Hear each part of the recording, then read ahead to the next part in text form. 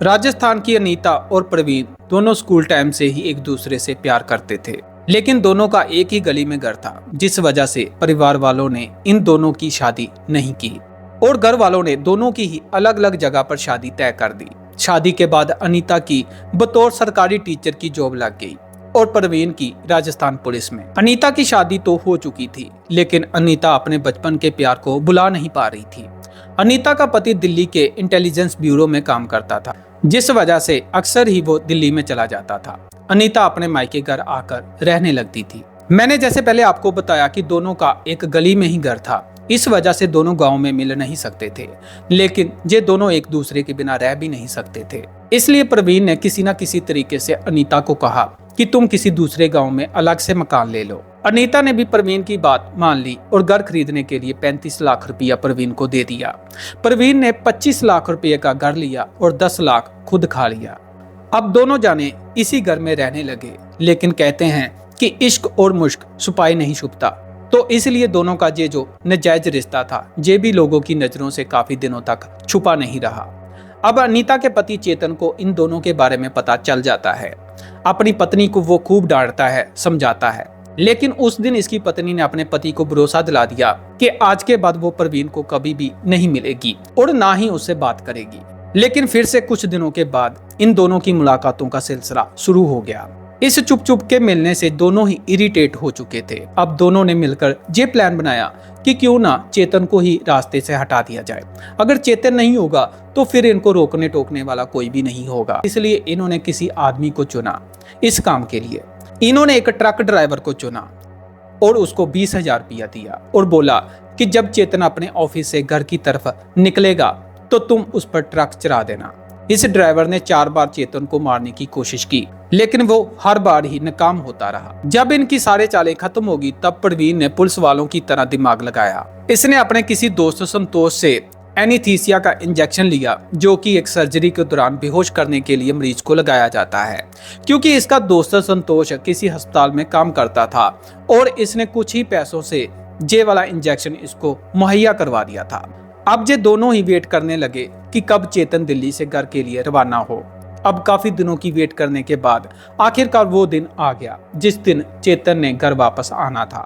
चेतन train में बैठते समय ही अपनी पत्नी अनीता को फोन कर देता है कि वह ट्रेन में बैठ गया और शाम तक पहुंच जाएगा। अनीता ने यह बात प्रवीण को फोन के जरिए बता दी। अब प्रवीण अपनी गाड़ी उठाता है और स्टेशन की तरफ चल पड़ता है। 3 घंटे के लंबे इंतजार के बाद आखिरकार प्रवीण को स्टेशन के बाहर एक आदमी बैग उठाए हुए जाता हुआ दिखाई देता है। दरअसल ये आदमी चेतन ही था। प्रवीण चेतन को रोकता है, इसके साथ झगड़ा करने लग जाता है। जब चेतन इसका विरोध करता है, दोनों में हाथापाई होती है। प्रवीण ने अपनी पॉकेट से एनीस्थीसिया का वो इंजेक्शन निकाला और चेतन को लगा दिया। क्योंकि एनीस्थीसिया की डोज ज्यादा थी, इस वजह से चेतन बेहोश नहीं हुआ, बल्कि उसकी मौत हो गई। प्रवीण ने इस पूरी घटना को ऐसे अंजाम दिया था कि कभी भी वो पकड़ा नहीं जाएगा।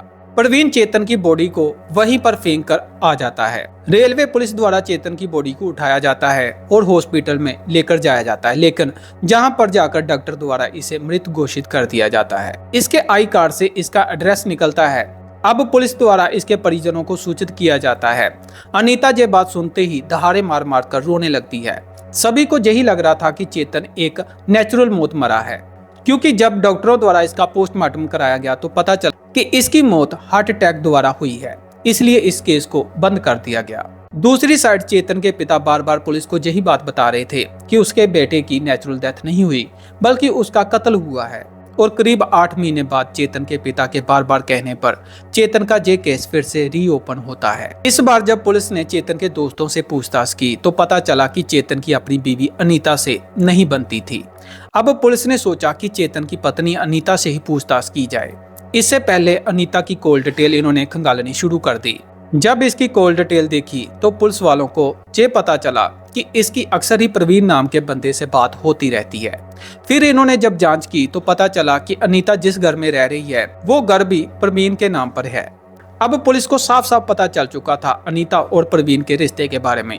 लिहाजा 2022 में पुलिस ने अनीता को गिरफ्तार किया और उससे सख्ती से पूछताछ की, तो आखिरकार वह टूट गई। उसने पुलिस वालों के सामने प्रवीण का नाम बता दिया। अब पुलिस ने प्रवीण को गिरफ्तार किया और दोनों को ही एक साथ बिठाकर पूछताछ की। दोनों ने अपना जुर्म कबूल कर लिया। अब प्रवीण ने बताया कि उसने अपने एक दोस्त संतोष से एनीस्थीसिया का इंजेक्शन खरीदा था। अब पुलिस ने तीनों को गिरफ्तार किया और कोर्ट में पेश किया। केस चलता रहा। 2025 में आकर कोर्ट ने संतोष को 10 साल की सजा सुनाई।